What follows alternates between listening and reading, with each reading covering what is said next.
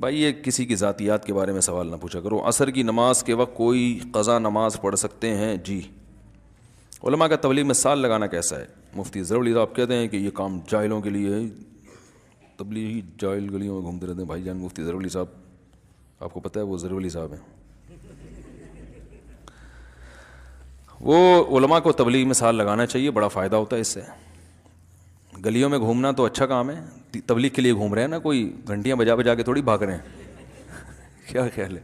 ایک بچے گلیوں میں گھومتے ہیں آوارہ گردی کرنے کے لیے, ایک تبلیغ کے لیے گلیوں میں گھوما جاتا ہے.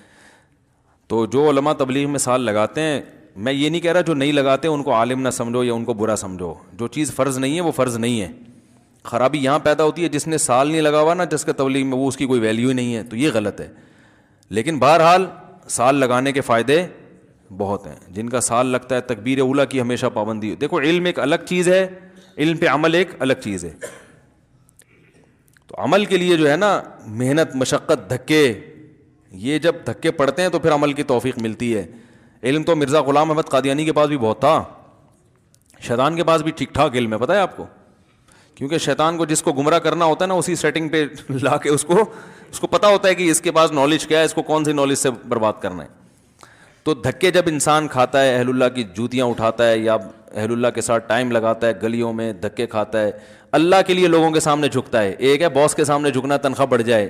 ایک تبلیغ میں دیکھو بریگیڈیئر کرنل لیول کے لوگ گاؤں دیہاتوں میں جاتے ہیں, ٹوٹی پھوٹی مسجدوں میں جہاں لوٹے ٹوٹے پھوٹے, واش روم کا نظام صحیح نہیں, وہاں ہم نے خود دیکھا ہے اپنی آنکھوں سے. ایک بریگیڈیئر کرنل لیول کا آدمی ہوگا اور ایک گاؤں دیہاتی والے کی منت سماجت کر رہا ہوگا. یہ کہیں مارکیٹ میں آپ نے یہ منظر دیکھا کہیں ہے بھائی؟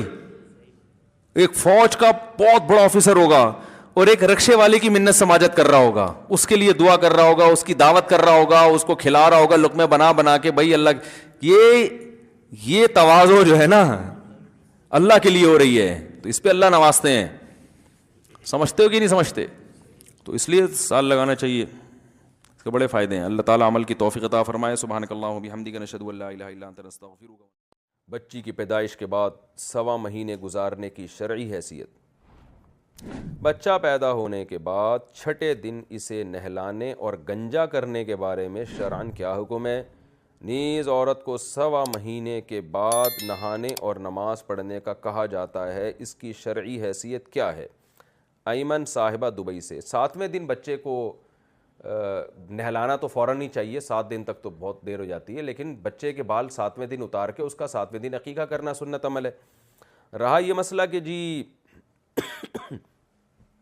یہ جو خواتین کے 1.25 مہینے کی کیا حیثیت ہے. دیکھیں 1.25 مہینہ 40 دن. خواتین کو جو بچے کی ولادت کے بعد نفاس کا خون آتا ہے, جو بلیڈنگ ہوتی ہے, وہ جتنے دن کے بعد بھی رک جائے, عورت پر لازم ہے غسل کر کے نماز شروع کر دے, وہ پاک ہو جاتی ہے. اس میں 1.25 مہینے کی کوئی قید نہیں ہے. بعض خواتین کو وہ 15 دن آتا ہے, بعض کو 20 دن آتا ہے, بعض کو 1 مہینہ آتا ہے. تو وہ 1.25 مہینے تک اس کو ڈیلے کرنا نماز کو, یہ جائز نہیں ہے. جیسے ہی بلیڈنگ آ کے بند ہو گئی اور عورت کو اطمینان ہو گیا کہ اب بلیڈنگ بند ہو چکی ہے, تو ان پر لازم ہے خاتون پر کہ غسل کریں اور نماز شروع کر دیں. 1.25 مہینے کا مطلب یہ ہے کہ اگر کسی کو کنٹینیو بلیڈنگ ہو رہی ہے تو پھر 40 دن انتہائی مدت ہے. 40 دن کے بعد بھی اگر بلیڈنگ ہو رہی ہے تو 40 دن یعنی 1.25 مہینے پر وہ نہا کر نماز پڑھنا شروع کر دیں گی. اور اس کے بعد جو بلیڈنگ آ رہی ہے وہ نفاس کی بلیڈنگ نہیں کہلائے گی, وہ استحاضہ کہلائے گی, وہ ایک بیماری کہلائے گی. اس کے شرعی احکام حیض و نفاس والے نہیں ہوں گے. تو یہ مطلب ہے 40 دن کا. لیکن لوگوں نے خواتین نے اسی کو فرض کر لیا کہ یہ لازمی ہے. لازمی نہیں ہے, ہو سکتا اس سے پہلے خون آنا بند ہو گیا تو غسل کر کے نماز پڑھنا شروع کر دیں, پاک ہو جاتی ہیں.